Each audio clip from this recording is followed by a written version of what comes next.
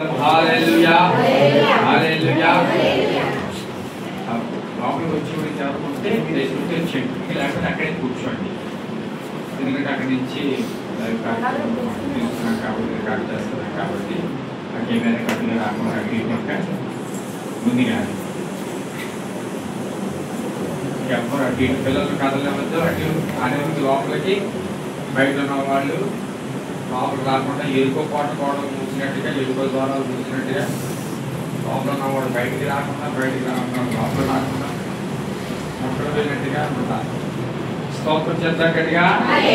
హల్లెలూయా హల్లెలూయా. మంచిది. వాక్య భాగాన్ని చూద్దాం. బైబిల్ గ్రంథాలు ఉన్నట్లయితే తెరవండి. ఫిలిప్పీయులకు రాసిన పత్రిక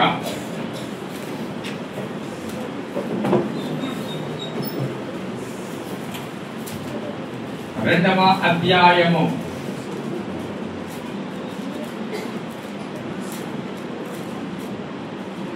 2వ అధ్యాయము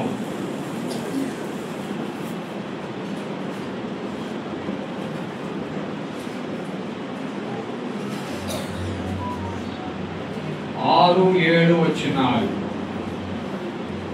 ఆయన దేవుని స్వరూపము కలిగిన వాడై ఉండి దేవునితో సమానముగా ఉండుట విడిచిపెట్టకూడని భాగ్యమని ఎంచుకొనలేదు. అని మనుష్యుల పోలికగా పుట్టి దాసుని స్వరూపమును ధరించుకుని తన్ను తానే రిక్తునిగా చేసుకొనెను. మరొకసారి మరింత స్పష్టంగా అర్థమయ్యే రీతిగా మరొకసారి చదువుతూ ఉన్నా.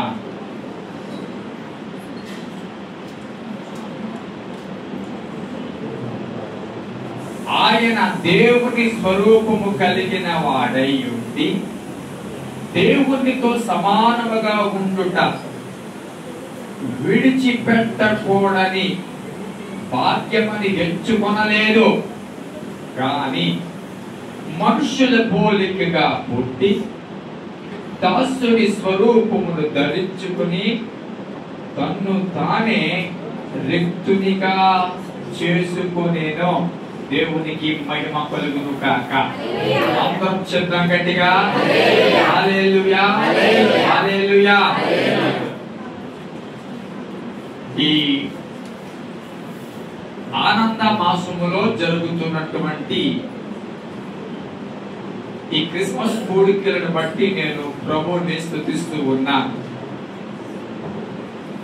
గడిచిన ఆదివారము ప్రియులు సతీష్ గారి దగ్గర ఆశీర్వాదకరంగా చక్కగా మొదటి కూడిక ఆరంభ కూడిక జరిగింది. తదుపరి 2వ కూడికగా ఈ ప్రేక్ టవర్ లో ఇటు రీతిగా మనమందరము కూడా ఆయన నామము పేరట ఇక్కడ సమకూర్చబడడానికి కృప చూపిన దేవునికి మొదట నా ప్రత్యేకమైన వందనాలను తెలియపరుస్తూ సమస్యలో నుండి తీర్మానము, ఆ తీర్మానములో నుండి ఈ స్థలము ఏర్పాటు చేయబడి నాట నుండి దాదాపుగా 2020 సంవత్సరము నుండి మరి ఇక్కడ ఈ ప్రార్థనా కూడికలు జరుగుతూ ఉన్నాయి. ప్రతి బుధవారం ఈ స్థలములో ప్రార్థనా కూడిక జరుగుతూ ఉంది. తరువాత ఈ మధ్యలో ఎవరైనా వచ్చి ప్రార్థన చేసుకుంటూ వెళ్ళడం జరుగుతూ ఉంది.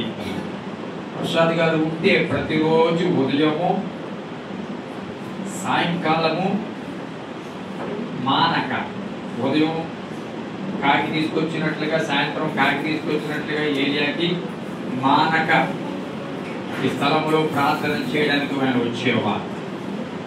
కాబట్టి వారు ప్రతికూల పరిస్థితుల్లో, ఆందోళనకరమైన పరిస్థితుల్లో వారు తీసుకున్న నిర్ణయాన్ని బట్టి ఈ ప్రేట్ టవర్ ఎలాగో కొనసాగించబడుతూ ఉంది. అందును బట్టి వారి కుటుంబానికి నా ప్రత్యేకమైన వందనాలను హృదయపూర్వకంగా తెలియపరుస్తూ, అంతేకాదు ప్రారంభించిన కోరికలు ప్రేమించి, అలాగే ఈ దినపు కోరికను కూడా ప్రేమించి వచ్చినటువంటి సంఘ బిడ్డలకు, ఆత్మీయులకు ప్రతి ఒక్కరికి నా ప్రత్యేకమైన వందనాలను పేరు పేరున తెలియపరుస్తూ ఉన్నాను. అలాగే ఈ ఫ్లాట్ లో ఉన్న ప్రతి కుటుంబానికి కూడా నా సంపూర్ణ శుభవచనాలను తెలియపరుస్తూ వారికి కూడా నా ప్రత్యేకమైన వందనాలను నేను తెలియపరుస్తూ ఉన్నా. ప్రియదేవుని బిడ్డలారా, ఇది ఏ పరిస్థితుల్లో ప్రారంభించబడిందో మనందరికీ తెలుసు. అది మనమందరము ఎదిగిన సంగతే. ఆ రోజు నుండి కూడా కష్టం వచ్చినా, ఇబ్బంది వచ్చినా మరొక ఆలోచన రానివ్వకుండా ప్రారంభంలో తీర్మానానికి లోబడి అదే తీర్మానంలో కొనసాగుతూ నిస్వార్థముగా ఇదే రీతిగా ఇక్కడ ప్రార్థన కూడిక, ప్రార్థన స్థలముగా ఇది మారి ఇట్లాగూ కోరికలు జరగడానికి దేవుడు ఆ కుటుంబానికి ఇచ్చిన కృపను బట్టి నేను ప్రభుని స్తుతిస్తూ ఉన్నాను. అసలు క్రిస్మస్ అంటేనే డెడికేషన్. ఆ మాట అర్థమవుతుందా? క్రిస్మస్ అంటేనే డెడికేషన్, ప్రతిష్ఠించుకోవడమే. క్రిస్మస్ అంటేనే ప్రతిష్ఠించుకోవడం. ప్రతిష్ఠించుకోలేని క్రిస్మసే కాదు. మరియ ప్రతిష్ఠించుకుంది, యేసేపు ప్రతిష్ఠించుకున్నారు, నక్షత్రం ప్రతిష్ఠించుకుంది. విన్న వెంటనే చూడాలి అనే ఆశతో తమ్మును తాము ప్రోత్సహించుకుని బయలుదేరిన కాపరులను చూస్తూ ఉన్నాము. వారికి తెలియపరచబడినటువంటి సూచనలు దృష్టిలో పెట్టుకుని ఆ నక్షత్రాన్ని వెంబడిస్తూ బహుజ్ఞానులు అని పిలువబడిన వారు ఒక మాట కానీ, ఒక సందర్భం కానీ ఏమీ తెలియని ఒక శిశువు ముందు మోకరించడం కూడా మనం చూస్తూ ఉన్నాం. ఇలాంటి ఎన్నో చిత్రాలు ఈ క్రిస్మస్ లో కనబడుతూ ఉంటాయి. ఇది ఒక అద్భుతమైన, లేకపోతే సమస్త మానవాళి గుర్తించవలసిన, గమనించవలసిన పండుగ ఇది. ఏదైనా ప్రపంచంలో మతముతో, కులముతో సంబంధం లేకుండా ఈ భూమి మీద ఈ రోజు వరకు పుట్టినవాడు, రాగల పుట్టబోయేవాడు, ఈ భూమి ఉన్నంత వరకు చలనం కలిగిన ప్రతి ఒక్కడికి సంబంధించిన పండగ ఏదైనా ఉంది అంటే అది క్రిస్మస్. హల్లెలూయా. ఈ భూమి మీద ఈ పండుగతో సంబంధం లేని వాడు ఎవడూ లేడు. వాడు అనుకోవచ్చు నాకు సంబంధం లేదేమో అని, కానీ ప్రతి ఒక్కడికి ఈ పండుగతో సంబంధం ఉంది గ్రహిస్తే కనుక. ఈ పండుగతో సంబంధం లేని వాడు భూమి మీద లేడన్న సంగతి ఇంకా కొంతమంది ఎరగవలసిన వారై ఉన్నారు. స్తోత్రం చేద్దాం గట్టిగా. ప్రియదేవుని పెట్టారా, జాగ్రత్తగా వినండి. అక్కడక్కడ ప్రసంగం చేయడానికి 2-3 గట్టి ప్రసంగాలు ఉంటే చాలు. అక్కడక్కడ ప్రసంగాలు చేసుకుంటూ వెళ్ళిపోవచ్చు. కానీ ఒకే కాంగ్రిగేషన్ దగ్గర క్రిస్మస్ గురించి ప్రతి సంవత్సరం మాట్లాడాలి అంటే అది దేవుడు ఆలోచనిస్తే తప్ప అది మాట్లాడలేమన్న సంగతి మీరు ఎరుగుతారు. మీరేమి తెలియని వారు ఏం కాదు. ఒకవేళ అందరు మైండ్ సెట్ లో ఒకలాగా ఉండకపోవచ్చు, కొంతమందికి మన ఆదివారం చెప్పింది గుర్తుండకపోవచ్చు, కానీ కొంతమందికి నెల అయినా గుర్తుంటారు. మళ్ళా నేను అదే చెప్తే కాబట్టి పాత క్యాసెట్టే పాతదే చెప్పారు అని గుర్తించేవారు కూడా ఈ స్థలంలో లేకపోలేదు. కాబట్టి ఇలాంటి పరిస్థితుల్లో నా గొప్పతనం ఏమి 1% కూడా లేదు. కానీ వర్తమానం వినాలి అని ఆశతో వచ్చే మీ అందరిని బట్టి అల్పుడును అయోగ్యుడినైన నన్ను ప్రతి సంవత్సరము దేవుడు నిలబడుతూ మాట్లాడుతూ ఉన్నారు. హల్లెలూయా. ఎందుకంటే వచ్చే ప్రజల మీద ఆయన కనికరము ఉంటుంది. మరి మొదటి క్రిస్మస్ రోజున కొన్ని విషయాలు మనం నేర్చుకున్నాం. గమనించండి, పుట్టుకును ఇంకా జ్ఞాపకం చేసుకుంటూ ఉత్సవాలు చేసే స్థాయిలో మనం లేవు. ఏ స్థాయిలో ఉన్నాము అంటే మొన్న చెప్పాను, దేవుని రాకడకు సిద్ధపడే స్థాయిలో ఉన్నాం. రెండవ రాకడ కొరకు సిద్ధపడి ఎదురు చూసే స్థాయిలో ఈరోజు సంఘము ఉంది. వివాహం వయసు వచ్చిన కొడుకు గాని కుమార్తెకి గాని పెళ్లి ఎలా చేయాలి అని అనుకుంటారు తప్ప ఇప్పుడు ఏ పేరు పెట్టాలి, ఇప్పుడు ఏ స్కూల్లో జాయిన్ చేయాలి, నెక్స్ట్ స్టేజ్ 1 వాడాలా స్టేజ్ 2 వాడాలా అని ఆలోచన అప్పుడు చేయరు. ఎందుకు? ఆ స్టేజ్ దాటిపోయింది. నెక్స్ట్ తినే స్టేజ్ దాటిపోయింది. అంత ప్రసన్నం అయిపోయింది. పప్పు తినడం మొదలు పెట్టి మొక్క వరకు వచ్చేసాం. ఆ మాట అర్థమవుతుందా? అదేనమాట. సో ఎదిగా ఇప్పుడు ఎంతవరకు ఎదగాలి అంటే చెప్పండి. తల్లిదండ్రులు ఒక వయసు వచ్చిన తర్వాత వివాహం గురించి ఒక ఆలోచన పిల్లల విషయంలో వస్తుంది, చేతో చేయాలి పిల్లలకి అని. సంఘానికి కూడా ఆ వయసు రావాలి, దేవుడు చూడాలి, నా యొక్క వధువు సిద్ధపడిపోయింది కాబట్టి నేను బయలుదేరాలని ఆలోచనకి రావాలి. అట్టి రీతిగా సంఘం ఎదగాలి. ఇప్పుడు ఆ రోజుల్లో మనం ఉన్నాం. అయితే గమనించండి, ఈ క్రిస్మస్ వర్తమానాలన్నీ జాగ్రత్తగా వినండి, హృదయంలో రాసుకోండి, మర్చిపోయేలాగా ఉండే పుస్తకాలలో రాసుకోండి. ఇది చాలా అవసరమైన వర్తమానాలు. ఇది ఆధ్యాత్మికంగా దేవుడి సన్నిధిలో అంటే ఎరిగిన వారు చేసుకోవలసిన క్రిస్మస్ ఎలాగా అదేనమాట. దేవుణ్ణి పుట్టుకను దాటి ఆయనను అంగీకరించే వారు ఎలాంటి క్రిస్మస్ చేసుకోవాలి. దేవుణ్ణి ఎర్రగన వారు పుట్టుక తెలుసుకుని ఆయన ఆహ్వానించవలసిన వారై ఉన్నారు. అయితే దేవుణ్ణి ఎరిగిన వారు ఎలాంటి క్రిస్మస్ చేసుకోవాలో ఒక్కొక్క విషయాన్ని దేవుడు మనతో మాట్లాడుతున్నాడు. గడిచినసారి చాలా ఎదగాలో మాట్లాడాడు.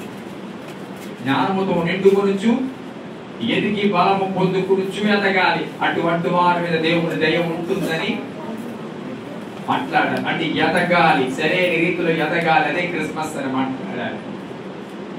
ఈ రోజు గమనించండి, చదివిన ఈ ఫిలిప్పీయులకు రాసిన పత్రిక 2వ అధ్యాయము 6-7 వచనాలు బాగా గమనించినట్లయితే గమనించండి, ఆయన పరమందు తండ్రితో ఉన్నవాడు. ఆదియందు వాక్యము ఉండెను, వాక్యము దేవుడై ఉండెను, అది దేవుని యొద్ద ఉండెనని వాక్యం. ఆ వాక్యమే శరీరధారి. అంటే ముందు నుంచి ఆయన అక్కడే ఉన్నారు అని వాక్యం స్పష్టంగా సెలవిస్తుంది బైబిల్. అక్కడ నుండి కొత్త నిబంధనకు వచ్చే సమయానికి, ఆ మాట అర్థమవుతుందా? కొత్త నిబంధన వచ్చే సమయానికి ఆయనే ఈ లోకానికి రావడం జరిగింది. యేసు ప్రభువు 2025 సంవత్సరాల క్రితం మాత్రమే నిచ్చే ప్రారంభించబడిన వాడు కాదు. ఆయన ఆది నుండి ఉన్నవాడు అన్న సంగతిని గుర్తారుగా. 2025 సంవత్సరాలు వచ్చింది కండి అందరు వచ్చి అంతకు మించి ఏముందంట అనుకోవాలి చాలా మంది. వాస్తవానికి 2025 కాదు వచ్చింది. ఆయన ఆది నుండి ఉన్న ఆయన మానవుడిగా లోకానికి వచ్చింది 2025 సంవత్సరాల క్రితం. కానీ దేవుడి దగ్గర కుమారుడిగా దేవుడిగా ఆది నుండి ఉంది, ఎప్పుడు నుంచో ఉన్నారన్న సంగతిని జ్ఞాపకం చేసుకోవాలి. అయితే ఆయన వచ్చినప్పుడు ఎలాగొచ్చారు అని మన వాక్యాన్ని చదువుకున్నాం. విడిచిపెట్టకూడని మహాభాగ్యమని ఎంచుకోనలేదే కానీ చెప్పండి మనుషుని పోలిక దాసుని స్వరూపం. మరి చెప్పండి అందరూ కూడా, మళ్ళీ అందరూ చెప్పాలి. అక్కడ కూర్చోండి. మనుషుని పోలిక, నన్ను చూడండి అందరూ, లుక్ ఎట్ మీ. మనుషుని పోలిక దాసుని స్వరూపం. ఇదే క్రిస్మస్. మరి చెప్పండి, మనుషుని పోలిక దాసుని స్వరూపము. ఇదే క్రిస్మస్. నిజమైన క్రిస్మస్ ఇదే. క్రీస్తులో చూడవలసిన క్రిస్మస్ ఇదే. ఈ రాత్రి జాగ్రత్తగా వినండి. పోలిక, మనుషుని పోలిక. జాగ్రత్తగా వినండి. మనకిలాగే ఒక ముక్కు, 2 కళ్ళు, ఒక మూతి, నోరు, 2 చెవులు, 2 కాళ్ళు, 2 చేతులు. ఇది మానవుని పోలిక. ఇది మానవుని పోలిక. ఆయన పోలిక మనలాంటి పోలికే. అదవుతుందా? పోలిక మనదే, కానీ స్వభావం మాత్రము దాసుని స్వభావం. హల్లెలూయా. స్వరూపము అని తెలుగు బైబిల్ గ్రంథంలో రాయబడింది. ఇంగ్లీష్ లో nature of servant. Nature of servant అంటే దాసుని స్వభావము.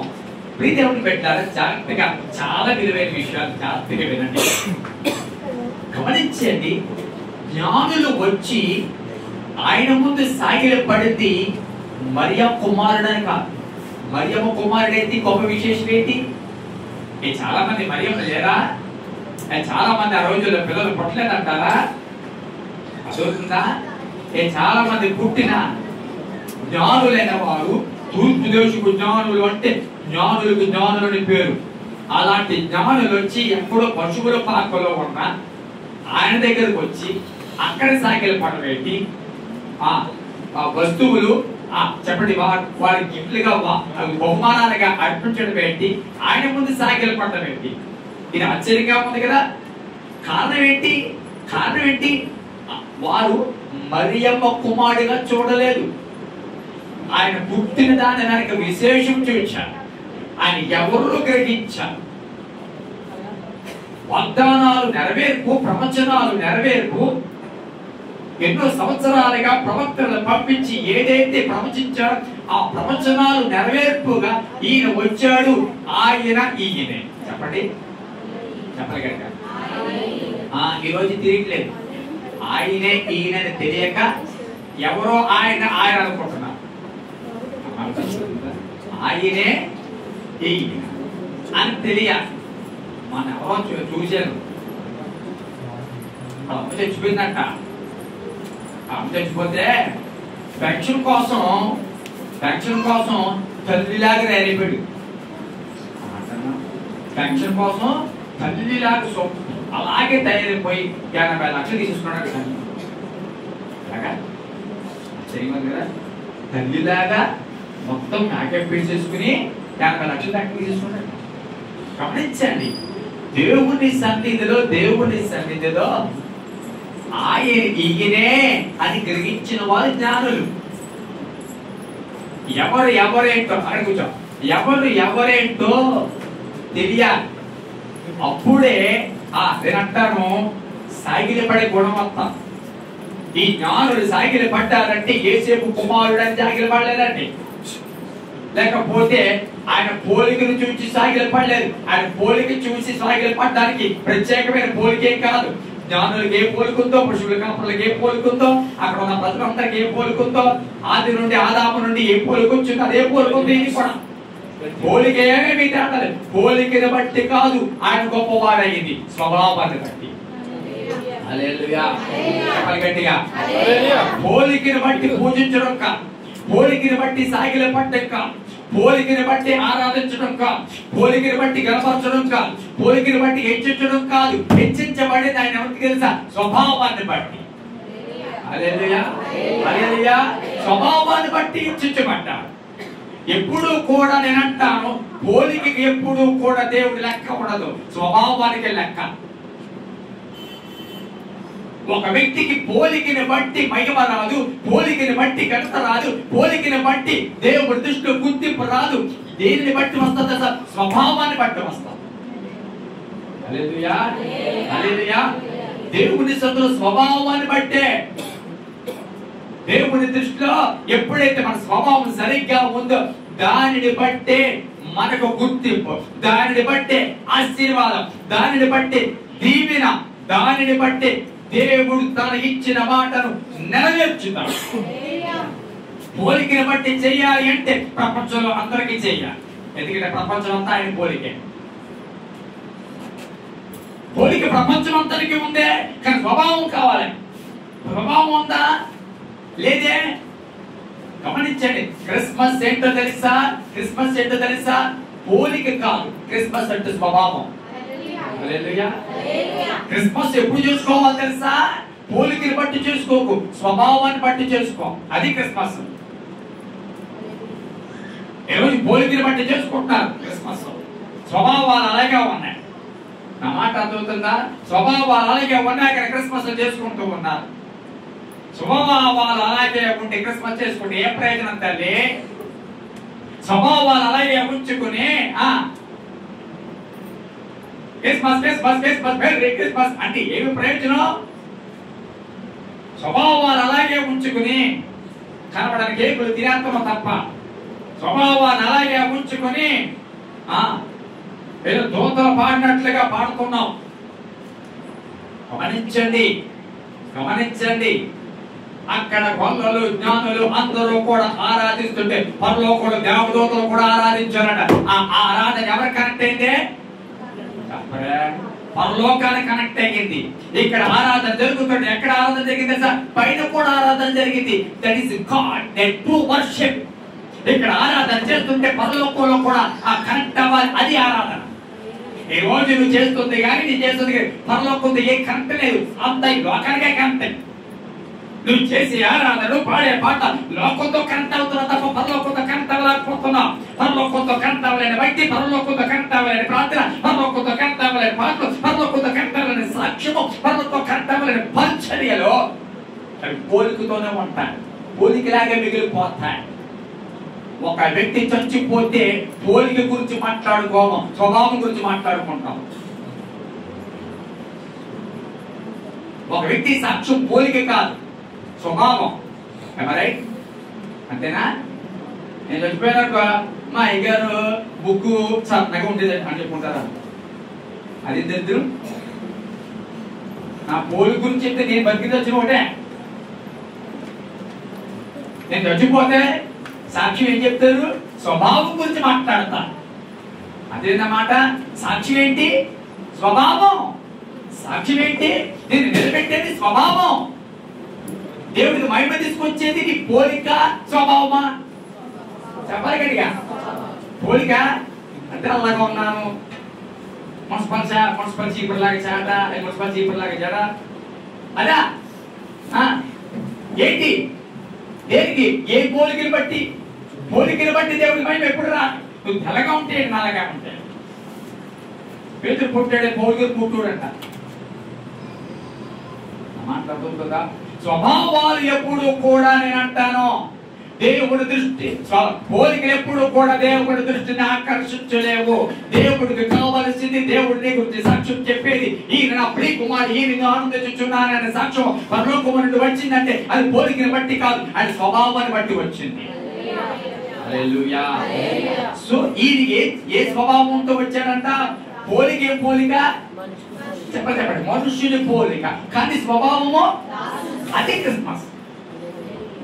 ఈరోజు నీవు నేను పండగలు చేసుకుంటూ లేకపోతే రకరకాలుగా సిద్ధపడుతూ రకరకాలుగా చాలా ఆనందం అవసరం అనుకుంటూ ఆనందంలో గడుపుతూ వెళ్ళిపోతున్న ప్రతి ఒక్కరితో స్పష్టంగా రాత్రి మాట్లాడుతున్నా మాట్లాడిదా నువ్వు పోలిక క్రైస్తవుడా, స్వభావం కలిగిన క్రైస్తవుడా? పోలిక ఉందా, స్వభావం ఉందా? ఆయన పోలిక నీలో ఉందా? ఓకే, కానీ స్వభావం ఏంటి? That is called important. స్వభావం మాట ఏంటి? ఆయన పోలిక మనుషుని పోలికే కానీ దాసుని చెప్పండి స్వభావము. దాసుని స్వభావంలోకి వచ్చాడు. లోపలంతా చక్కగా పెట్టినారా, పడుకున్నారా?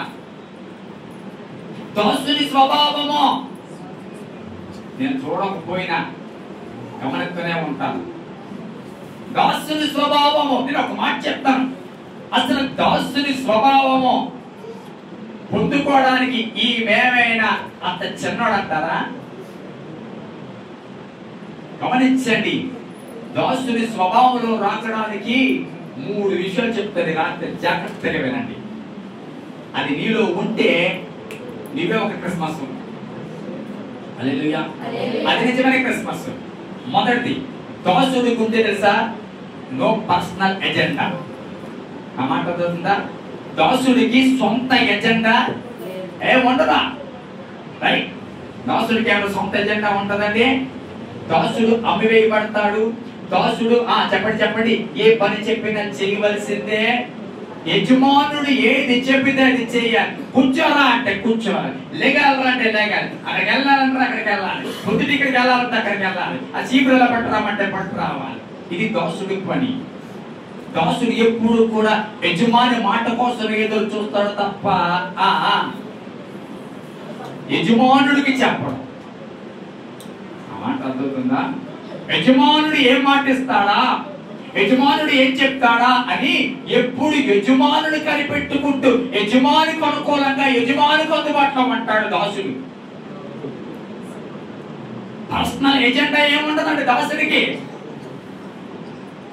నా ఎజెండా ప్రకారం యజమానుడు ఉండాలంటావు. అయ్యా మీరు చెప్తారు అని సొంత ఎజెండా ప్రక్కన పెట్టేస్తాడు. ఏమరై ఈరోజు మొదటి గమనించే, క్రిస్మస్ జరుపుకుంటారు నీవు స్వరూపులో మొదటి గుణంగా నీ ఎజెండాలో ఉన్నావా, దేవుడి ఎజెండాలోకి వచ్చావా? That is the first important question. Christmas జరుపుకుంటూ నీ ఎజెండా జరుపుకుంటూ నీకు నచ్చినట్టుగా బ్రతుకుతూ నీకు నచ్చినట్టుగా వ్యవహార శైలి ఉంటూ నీకు నచ్చినట్లుగా లోకంలో గడుపుతూ క్రిస్మస్ క్రిస్మస్ అని ఎలాగంటావు? క్రిస్మస్ నోట్లో ఉంది తప్ప క్రియలలో స్వభావం లేదా? అక్కడ కూర్చోమా, స్తోత్రం చెప్పండి గట్టిగా. హల్లెలూయా. దేవుని సన్నిధిలో గమనించండి, రక్షించబడిన ప్రతి ఒక్కరూ కూడా దాసుని రూపంలోకి రావాలి. దేవుణ్ణి ఎరిగిన ప్రతి ఒక్కరు కూడా, దేవుడి కొరకు బ్రతకాలని ప్రతి ఒక్కరు కూడా రక్షించబడిన నీవు ప్రభువా నీవు ఏది చెప్పితే అదే నా సొంత ఎజెండా కాదు, నీ ఎజెండాయా నా ఎజెండా అన్నారు. అంతా నీ ఎజెండా చెప్పుకుంటూ నీకు నచ్చినట్టుగా చేసుకుంటూ నీకు నచ్చినట్టుగా బ్రతుకుతూ నీకు నచ్చినట్టుగా జీవిస్తూ అలా ఏం చెప్తున్నావు? క్రిస్మస్ అంటూ ఉన్నావు, సంబరాలు అంటూ ఉన్నావు, అది అంటూ ఉన్నావు, ఇది అంటూ ఉన్నావు. ఏం సంబరం, ఏం సంబరం? నీ ఎజెండా ఉంటే నువ్వెక్కడ దాసుడవో. నేను ఒక మాట చెప్తాను. క్రిస్మస్ అంటే గమనించండి, క్రిస్మస్ అంటే సంపూర్ణంగా హృదయ అంతర్భాగంలో నుంచి స్వభావము మారిపోయి నేనేమి కాదు అంత నువ్వే అందరూ క్రిస్మస్. ఇంకా నీవేనే బ్రతుకుతూ నేనే జీవిస్తూ ఇంకా అహం లేకపోతే అసూయ ఇక రకరకాల స్వభావాలతో బ్రతుకుతూ ఎలా చెప్పగలవు? క్రిస్మస్ పోలిక కాదు, క్రిస్మస్ స్వభావం. మాట దృష్టి పెట్టి వినండి. వాక్యం ఎప్పుడు కూడా దృష్టి పెట్టి శ్రద్ధగా వినాలి. అప్పుడే అది ఫలితం అంటారు, లేకపోతే నిష్ప్రయోజనమే. చాలా దేవుడు భారముతో చాలా సీరియస్ గా మాట్లాడుతూ ఉన్నాడు. ఈ పూట జాగ్రత్తగా వినండి. ఇన్క్లూడింగ్ మీ నాతో సహా ఈరోజు నేను మాట చెప్తాను, గమనించండి. నీ ఎజెండా సిలువ వేయనంత వరకు నేనంటాను నువ్వు సంపూర్ణ క్రిస్మస్ జరుపుకోలేనట్టే లెక్క. నీ సొంత ఎజెండా పనిచేసినంత వరకు, నీ స్వచిత్తాన్ని సిలువ వేయనంత వరకు, నీ ఆశలు నీ ఆలోచనలు సిలువ వేయనంత వరకు నేను ఒక మాట చెప్తాను, ఆయనలను మారనంత వరకు కూడా నీ వలన ప్రయోజనం లేదు. హల్లెలూయా, హల్లెలూయా. ఆయన లోకానికి వచ్చిన తర్వాత తండ్రి చిత్తమే తప్ప తన సొంత ఆలోచన ఏమీ లేదు. అవునా? అసలు క్రిస్మస్ ఏంటి? అసలు క్రిస్మస్ ఏంటి? వచ్చింది ఎందుకు చెప్పాలి కనుక. హ్యాపీగా చిన్నప్పుడు క్రికెట్, పెద్దకి కాలేజీకి, అదే క్రిస్మస్. చూడండి, 12 సంవత్సరాల వయసులోనే ఆయన ఎక్కడున్నాడు? దేవాలయంలో మాట్లాడుతూ ఉన్నప్పుడు పేరెంట్స్ ఇద్దరు ఎక్కడికో పోయి మళ్ళా వచ్చినప్పుడు వారితో మాట్లాడుతూ ఉంటే, ఏరా బాబు ఎక్కడికి వెళ్ళిపోయి ఉంటే ఏమన్నాడు? నా తండ్రి కొడుకుల మీద స్తోత్రం. 12 సంవత్సరాల వయసులోనే చెప్పండి చెప్పండి దేని పని మీద ఉన్నానన్నాడు. ఇప్పుడు చెప్పండి, క్రిస్మస్ అంటే ఏం చెప్పండి? మన జెండా కాదు, దేవుని ఎజెండా. స్తోత్రం చెప్పండి. హల్లెలూయా. మన ఎజెండా జరుపుకుంటూ అదే క్రిస్మస్ అనుకోవద్దా? దేవుడి సన్నిధిలో ఎంతవరకు ఎలా బ్రతికావో, ఎంతవరకు ఎలా జీవించావో, ఎంతవరకు నీ సొంత ఎజెండాని ఎలా నెరవేర్చుకుంటూ వచ్చావో, దేవుడు మాట్లాడుతున్నా ఆ స్వభావం మారకుండా దేవుడు మాట్లాడుతున్నా. జాగ్రత్తగా వినండి, జాగ్రత్తగా వినండి. ఎప్పుడు కూడా దాసుడనేవాడు ఎప్పుడు కూడా చాలా వినయ విధేయతతో ఉంటాడు. హల్లెలూయా. చెప్పండి గట్టిగా అందరూ కూడా. హల్లెలూయా, హల్లెలూయా. వినయ విధేయతతోనే ఉంటాడు ఎప్పుడు కూడా. చూడారా? స్తోత్రం చెప్తాం గట్టిగా. వినయ విధేయతతోనే ఉంటాడు ఎప్పుడు కూడా. వేరే వేరే ఆలోచనలతో ఉంటాడు. చెప్పండి, గమనించండి. దాసుడికి కోపం, దాసుడికి చెప్పండి నా మాట ఎందుకు వినలేదు అన్న స్వభావం ఉండదు. హల్లెలూయా. అయిపోయిందా? అవలేదు, ఇంకా పెట్టాను. స్తోత్రం చెప్పండి గట్టిగా, గట్టిగా చెప్పండి. అన్నాక చెప్పాను పిల్లలు అటు ఇటు రానివ్వద్దని.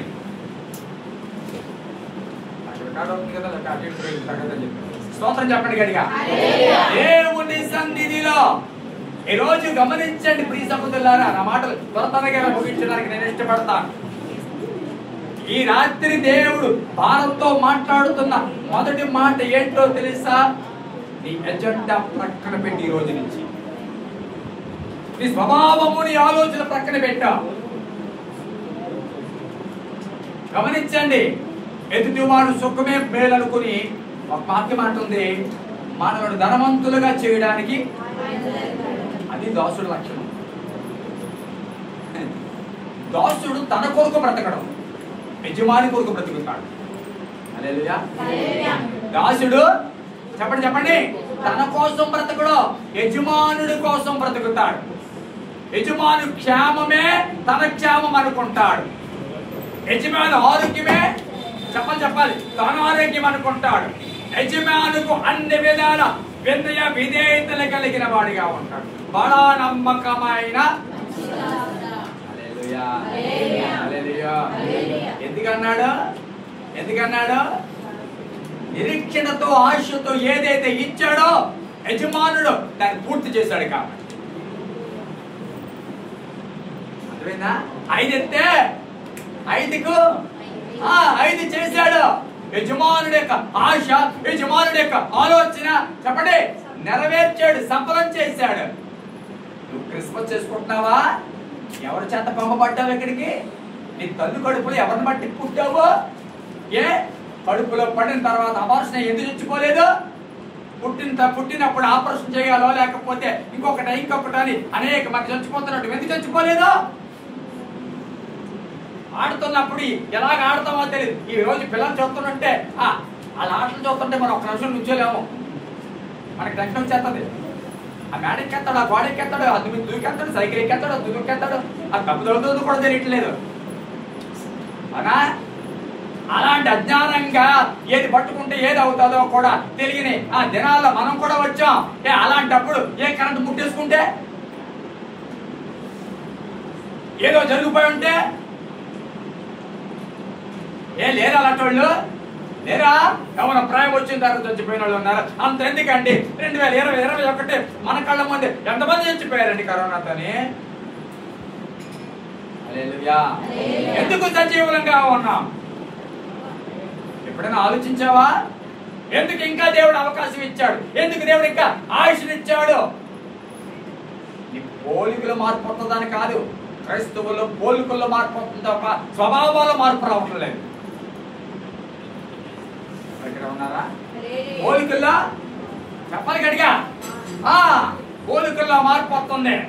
వాళ్ళకిలాగే మనం తయారవ్వాలి, వాళ్ళకిలాగే మనం కటింగ్ చేసుకోవాలి, వాళ్ళకిలాగే మనం పోలికల్లో మార్పు వస్తుంది, స్వభావాల్లో మార్పు రావట్లేదండి.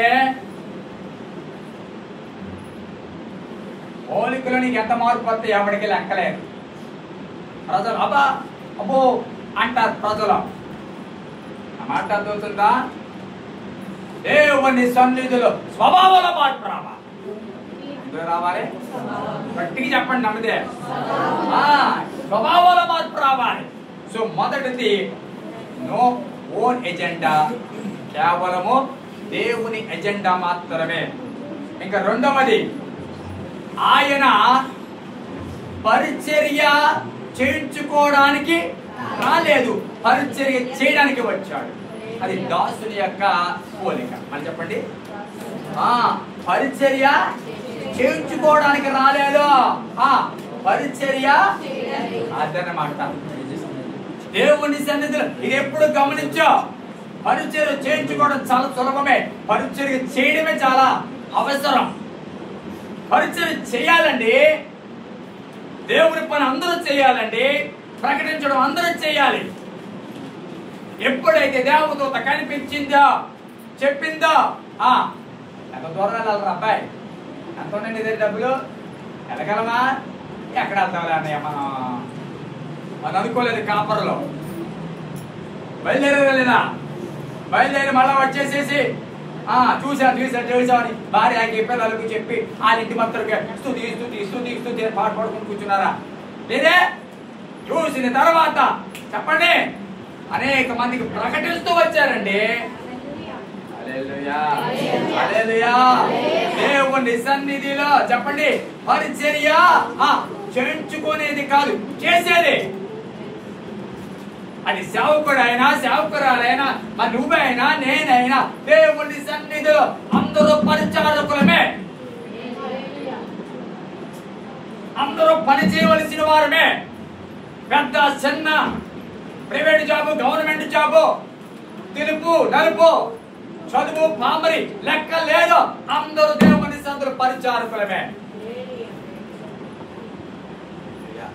ఒక స్థితి వచ్చిన తర్వాత పరిచర్య విడిచిపెట్టేస్తావు, ఒక స్థాయి వచ్చిన తర్వాత బాసిజం మొదలెడతావు, ఒక స్థితి వచ్చిన తర్వాత లోబడ్డ మేట అంటావు, ఒక స్థాయి వచ్చిన తర్వాత దేవుడి మాట లెక్కే చేయవు. దేవుని సన్నిధిలో చెప్పండి చెప్పండి, పరిచారకులుగా ఉండాలి. అది దాసుని స్వభావం. చెప్పండి గట్టిగా, అంతేరా? హల్లెలూయా. పరిచారకులుగా ఉండాలి. అందరూ చెప్పండి, ఎలా ఉండాలి? దాసుని స్వభావంలో రెండో పోలిక ఏంటంటే పరిచారకులుగా ఉండడం. ఏ పని చెప్పినా ప్రభువా నీ కోసం నేను చేస్తాను. ఒక్కని యజమాని వచ్చేటప్పటికి తలుపు కొడితే భార్య లెగుతాడా, దాసులు లెగుతాడా? త్వరగా